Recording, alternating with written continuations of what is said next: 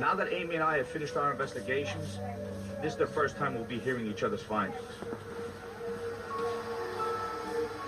Amy, this is their dream house. They got it about 5.5 months ago. They actually leased with an option to buy. But they've had some issues in the house. Yeah. They've got 3 young boys. And I think the most important question is, are the kids safe? Definitely. And should they spend the money to buy the place? It's going to be difficult for Cynthia and Ben to hear the truth about their home. But I've encountered a lot of activity here, and it's crucial for them to be aware of what's going on here. The first thing that I ran into were the giggling kids. There were 2 children, a boy and a girl. These children like to make noise here, especially on the stairwell. It's like playing for them. They like to hear sounds. They were kind of like devious. They would just play pranks and stuff, like, I think to get attention. When I did your interview, one of the first things she told me about is hearing young kids playing and then chasing literally all around the house and with the neighbor trying to find these kids. My son was crying that nobody would play hide and go seek with him. And all of a sudden, we hear these giggling children. We can't find them. That went on for about an hour, and we just went from yard to yard chasing voices.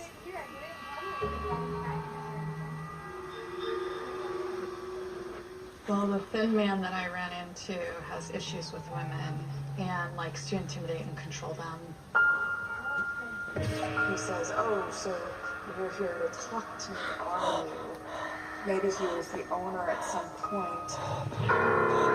Bad things happened. He was tyrannical. He was a power-hungry little man. He wouldn't deal with me because I would tolerate that behavior. The women in the home affected far more than the men. In my studio area, I feel very panicked and sick and start shaking and flushing. It's extreme. I don't ever even cross the door. You mentioned about a story of a hanging sheriff. Yes. That lived here. That used to hang people from back porch or something, right? What? Yeah. The legend says that the sheriff lived here and he was a racist, and he hung black men outside the kitchen window on that side of the house. All right, so let me try to clear things up with that. With every legend and rumor, there's a little bit of truth. This guy's name was Joe Ben Jenkins. Lived in this house for about 23 years. He was the police chief here. In September of 1930, he heard 2 men in a car, 2 black men in a car outside of the house here. They were drinking. He goes out in his night clothes with his gun to confront them. One of the black men in that car, named John Willie Clark, wind up shooting and killing the chief. I'll be right there. The guy, John Willie Clark, was apprehended a few days later on. He was actually busted out of jail by an angry mob and lynched, not far from, here.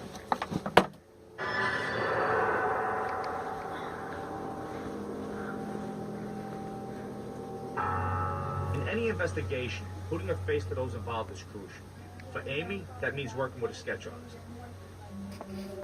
The sketch has been kept in a sealed envelope until now, and the homeowners and I are about to see it for the first time.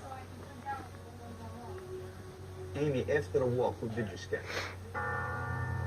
The thin man. I have a photo of the police chief. So I want you guys to take a look at it.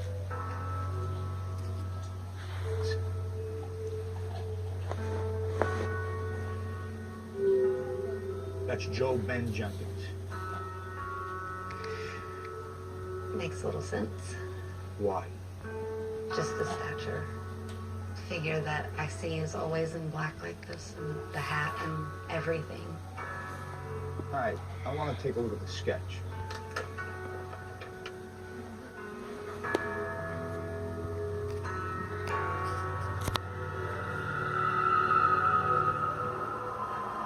Take a look at this.